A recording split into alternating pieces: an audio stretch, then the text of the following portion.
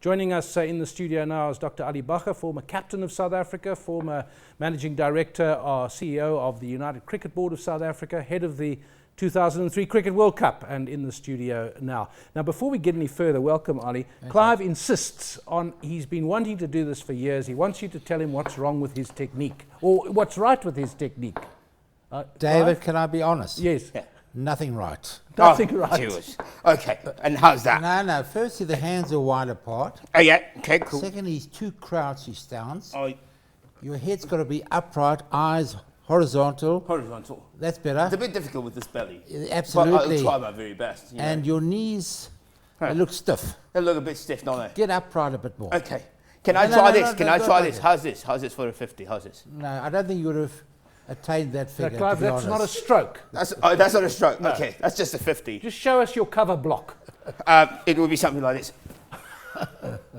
Right. Have you sit down now? Okay, I can sit Have down. you ever tried bowls? Is that how stroking I am? I think that might be suitable for you. All right, Doc. I'll take your recommendations. Do you anytime. want to ask about the way you grip the ball? Yeah, well, I thought this was bowling for me, pace bowler. No? That looks a lot better. Lot better. Okay. A lot better. I'll stick to this then. Ali, before we go any further, we do have to say that we have to acknowledge, you know what Mervyn King says about corporate governance, you have to disclose. If there's a conflict, you have to disclose it. And what we have to disclose, Clive, is that we wrote a book together. It's over there, if you'd like to have a look at it, on the greatest batsman that South Africa has produced. So our producer says we need to declare that, otherwise we'd be accused of publicising the book. Fair enough. So, right, you don't have to read it now, Clive. That's all right. Can we have your attention? You've got all my attention. Ali, it's been a busy week for us, and in fact a busy year. We've had that big, long English tour, successful in some ways, not in others. We've had the 3 matches against Australia, which I must say, I'm not a great fan of the T20 game, but there were some engrossing contests there. They were all close, they could have gone either way. So, first question is, where do we stand with our cricket, judging on how we did against England and how we've now done against Australia? David, I think the loss in the Test series against England is the aftermath of a grueling, crazy, mad tour of India. 72 days, 12 cities. It's unheard of. I mean, I love India, but it's a tough country to go to. You want to go 3-4 weeks out. The last time Australia went there, they also had a long tour. They lost 4-love. And it gets into you, and our team came back sapped of energy, lacking confidence. And I think you saw that during the Test series against England. Where do we stand? We're not consistent. Well, let me ask that question another way before we talk about the consistency. Is we've had, I don't think we realize, and we've said in our book, because we looked at the stats and we thought about it, and I think you kind of were taken aback at some of those stats, the brilliance of Amla and de Villiers. The only 2 guys, Clive, that have a batting average of over 50 in both Test matches and one-day internationals. No other batsman since the start of ODIs has achieved that. But now Amla and de Villiers are still there. But Graham Smith's gone, Jacques Kallis has gone, Mark Boucher's gone. That team between 2008, 2012 was probably our greatest team ever, and I don't think we've quite acknowledged that it's broken up. Greatest team ever? Well, I'd like to phone Barry Richards and Graham Pollock and see what they say about that. They disagree. But in seriousness, no, we've lost some great players. But David, you know, I think we end up the season in such a positive light. Bavuma, a fantastic fast bowler in Rabada. You know, 2 Africans, 2 originally from the townships there, have come through. They are world class. I met with Alan Donald recently, and he tells me Rabada is just something special. If he doesn't get injured, and I don't think he will because he's got a very good high action, he just said he'll become one of the greats. And you see already at 20, he's our leading bowler. He's got stamina. Alan Donald tells me his feet's on the ground. His head isn't too big. He wants to learn. He wants to do well. So I think we've seen some positive developments as the season has progressed. Rabada went to St. Stephen's College. Bavuma went to St. David's. 2 private schools. And the lesson there is that, and I've said it many, many times, that if there's a young black cricketer in the township who loves the game, who's got talent, if he stays in the township because of the inequality of facilities, coaching, he's got no chance. Yeah. He's got to move into a Model C school or private school. And they say around the country there are about 30 schools. Correct. Traditionally, historically produce cricketers. Go find those kids, you'll find them, bring them to the schools, and you will have more black Africans playing on merit for South Africa. And we know who those schools are, so it's not like you have to go and identify They're them. There's, as you say, about 24 of them, and they are producing most of the cricketers. Yeah, absolutely. I mean, I think the biggest question I have for you, Doc, is that, you know, we are known as chokers. And it's because when it comes to raising the bar when it is necessary, we seem not to get to that next level. And now you've got two black young men who's got voodoo behind them, you know, I'm joking. But the question is, these guys, how do we make sure that they're ready for the next World Cup? How do we prepare them? I mean, we've got the T20 coming up right now, and we've got the World Cup coming up in 2.5 years' time. How do we make sure that we keep this core of a team that is able to go against, you know, your England and your Australia? And I was very disappointed, but I was very gutted on Wednesday. But anyway, the fact is we need this core team to continue so that when you have that consistency, like you mentioned, then you're able to win the big tournament. When are we going to do that? Well, people are wrong. They say we've never won a World Cup event. It's not true. Yeah. In 1998, in Bangladesh, I was there, led by Hansi Cronje, we won a limited World Cup 50-over tournament. We won it. We beat the West Indies. Yeah. So we have won it. We choked in 1999 in Birmingham, no doubt about it. The last World Cup in New Zealand, we didn't choke. Everything went against us. The bad weather, whatever. That was purely bad luck. It happens in cricket. Yeah. And we lost the semi-final. This team, it's a new team. The key to success is A.B. de Villiers, particularly in limited over cricket. He is the most innovative batsman I have ever seen. He plays shots the world's never seen before. And certainly in a 2020 tournament, I hope they still open with him, notwithstanding the fact that he didn't do well against Australia. Yeah. If you have 10 overs of him, you by and large are going to win that particular match. So let's hope he's on form. Hashim Amla is a fantastic player. Like David said, the two of them are world class. Yeah. They have phenomenal records. And I don't think this country realizes how great they are. They truly two of the greatest batsmen this country's ever produced.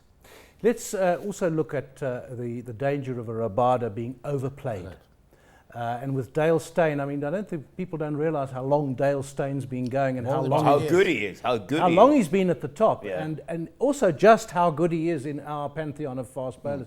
But he, you know, he's in his early to mid 30s now, and we don't want Rabada now to be given too much pressure to take over from him, because the danger is you've got a Steyn and a Rabada coming out, and you've got those three outstanding batsmen at the top of the order, and then there's a long tail, and then not enough bowling backup.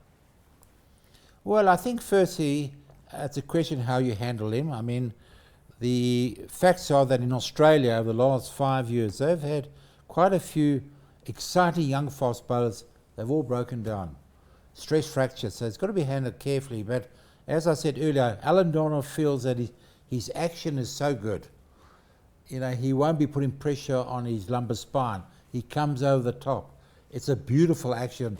The chances of him getting, you know, bad injuries are minimal, but he's got to be looked after carefully. But you know, David, Mike Proctor at 18 was already a world-class bowler, and he just carried on. So I'm not against age.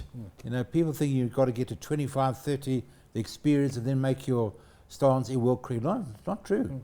This kid has shown, like Mike Proctor did, at 20, you can be world-class. And the big match temperament to bowl that ball at the pressure moment. I mean, that last over was phenomenal. Yeah. You know, he's got it. Yeah. Clive, T20, Yeah. ODI, 50 overs. We used to have 45 overs. That's gone. For 50 overs, 20 overs, Test cricket. Which do you watch, and which do you think is going to survive? I love Test cricket. I don't think that format of the game must go away. I think that's the essence of cricket. You know, 5-dayer. You sit out there and you watch the techniques, the different disciplines that are applied. You have to be a passionate cricket player or cricket fan to actually appreciate that as much as we do. We cannot do without it. I love the one-dayers because they give you that element of the 50 overs. And I also love the T20 because it's a fast-paced game. So I don't want any of them to actually go away. I mean, I go back and I think I would want to see Lance Klusener, for example, play for a T20 team and see what he would do. I mean, Zulu hitting them all the way, you know, all those big sixes. But it is an exciting game. All cricket formats at the moment that we have are brilliant. But I want us to win a recognizable tournament, you know, like the World Cup, that will put us at the prime. And well, that will create the way we've nice been thing. playing, this could be happening in this T20. But Ali, the crowds at Test cricket broadly, generally, apart from the Ashes and some of our grounds, Newlands provides a good crowd. It's a problem, David. What's going to happen? Are all three going to survive? I mean, you look at first-class cricket, there's no other sport in the world where the senior, the level below international, no one watches it. You know, first-class cricket. I think in 10 years' time you're going to have a problem.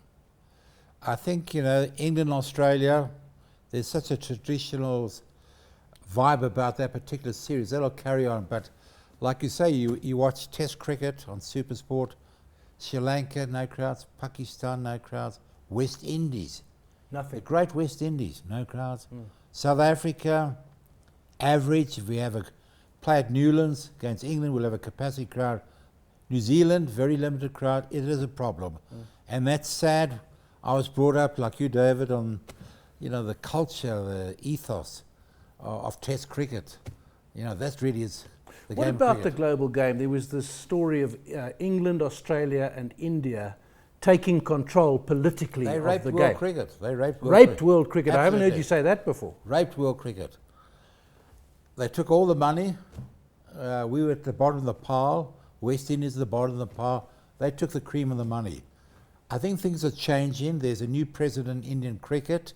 He's kind of gone public that he doesn't think it's good. So I think there's a reversal of thinking, and I hope it'll come through. There's got to be equality. The big guns have got to look after the small guns, spread the game. That's what it's about there. It's not to take everything together, the three big and the rest, you know, don't worry about you. You fend for yourself.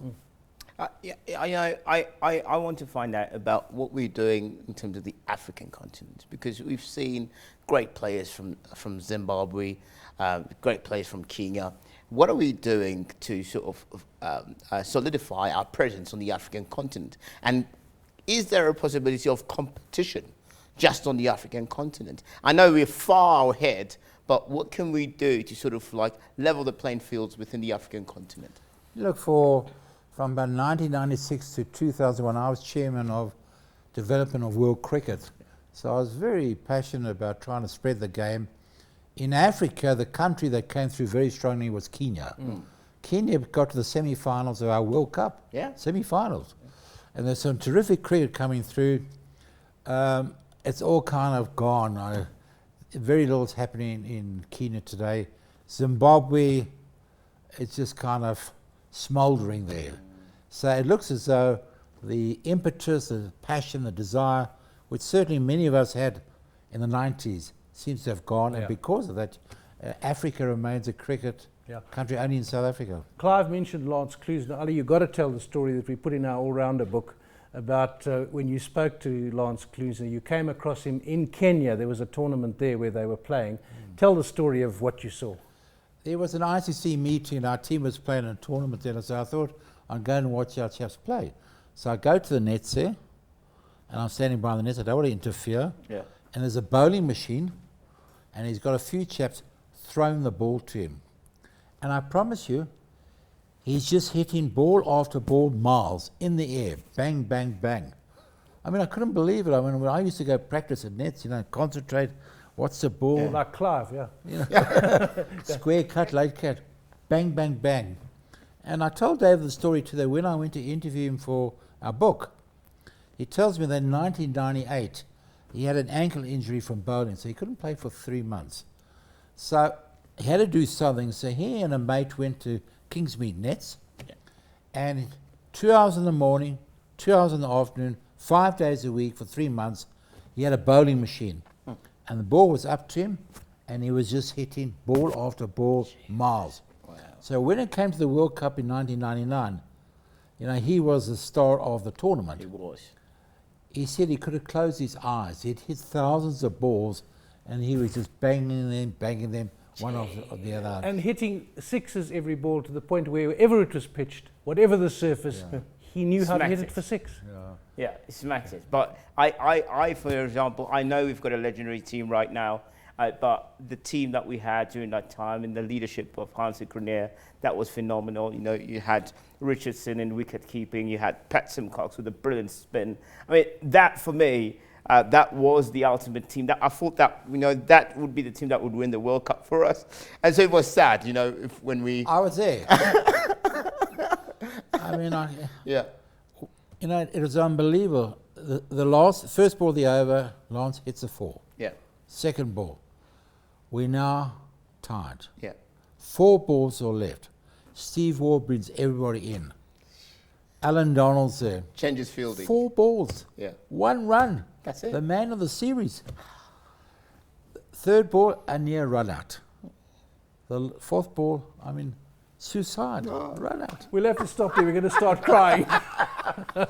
It's 17 years Yes, I ago. went into that change room.